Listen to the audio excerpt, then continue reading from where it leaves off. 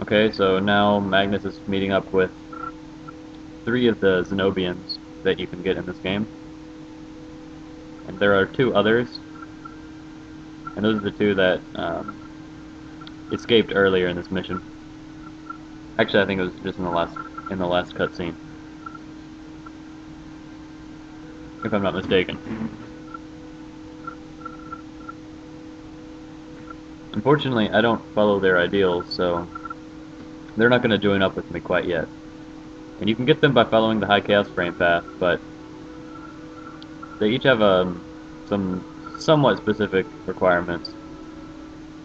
Usually just involving having the other Zenobians already, so hopefully I'll be able to get them all in this playthrough.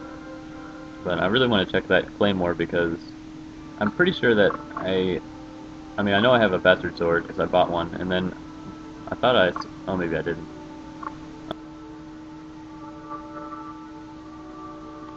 Oh no, there it is. Anyway, I'm gonna stop it right here, and you'll see me in a bit. Alright, what's up guys? Red Tide here again. And before I start this battle, I'm going to change Magnus's group around a little bit because most of my characters are like level 7, and that's about the time when you can really class change to a bunch of different things. Like I said, I mean, I got that Claymore, and that's a Swordmaster item, so I'm gonna make 2 fencers with Magnus and have him have those 2 archers for backup. And down here, I'm going to change the Dollmaster. Jaeger's going to be the new group leader, so I need to do that character leader. I've changed the character leader to do this, and then I'm going to change the other one into a ninja so he can get an extra 2 agility for his next level up. I might have him level up twice as a ninja, but we'll see how he does. I mean, I'm a little worried because he's not like a golem that, you know, he can't just tank damage like that, so he might be a little weak. But, you know, not quite like Dio's fighters there. I mean, Dio's fighters are still like too low level to class change. So, yeah, they're pretty weak. I really don't have anything to do um, with them until then. I'll just have to stock up on heal leaves for that group.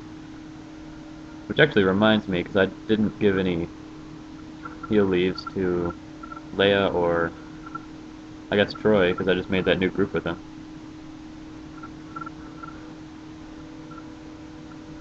There's Raid, if you remember him from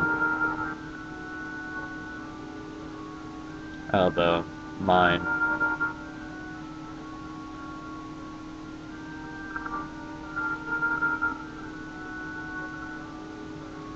You know, as far as I'm concerned, he owes me his life.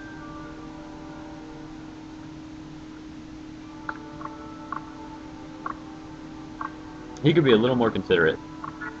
Yeah, Leia didn't have any heal leaves. And I need quite a few for Tio because those fighters are going to take a whole lot of damage, I'm sure of it. And the other 2, I'm sure they have plenty of heal leaves, and they're pretty strong, so I'm not going to worry about them at all.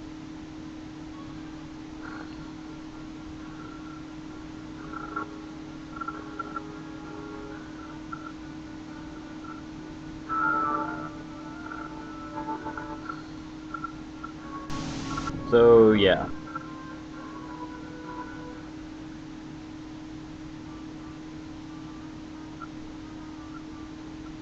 Well, now we have quite the predicament on our hands, and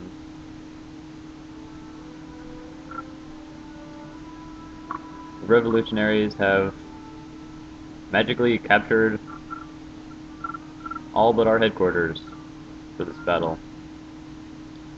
And we've been here before, so I remember it's like you have the same towns, the same strongholds. It's practically the same as the second mission, I think.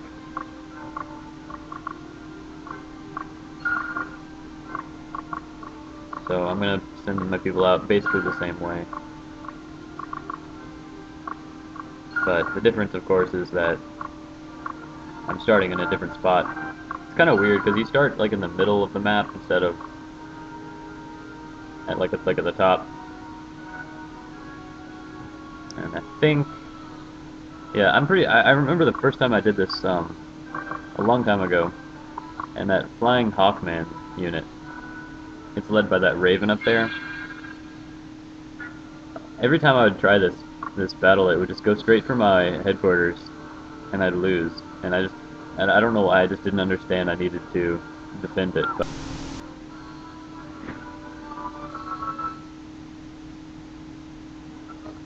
okay, so I've got Jaeger here. And I like my Golem because he's immune to status changes, but he also doesn't take very much physical damage. So the only thing I have to watch out for are magical attacks. And any battle where like you have some kind of physical attacker or a witch targeting my Golem, I'm probably not going to lose that battle, just because this is based completely on the amount of damage each unit does. So if my unit just does an average amount of damage and my opponent does very little just because he wasted a few attacks hitting my Golem, especially a witch who would otherwise, at least need to be able to prevent one or two attacks from one of my other dudes.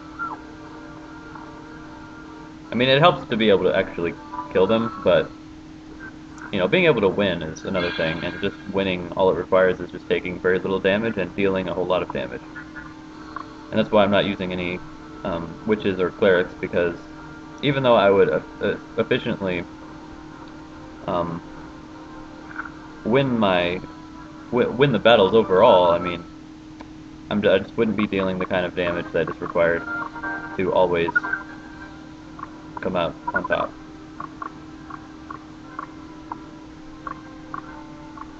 Because having 5 attackers that attack twice each is going to get me 10 attacks, and even if I just turned one of them into a cleric or a witch, it would reduce my firepower by too much.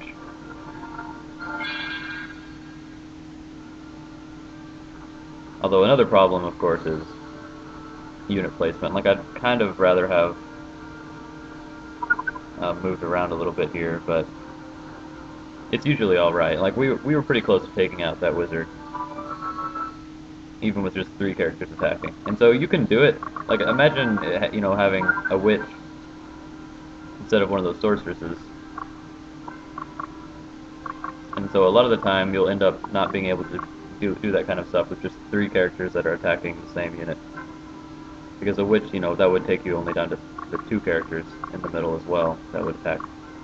Now, I don't remember the morale here. I think both of these are pretty high alignment, but see, Dio's going to go through his heal leave so quickly. These 2 fighters here. I kind of want to rest, but I don't know.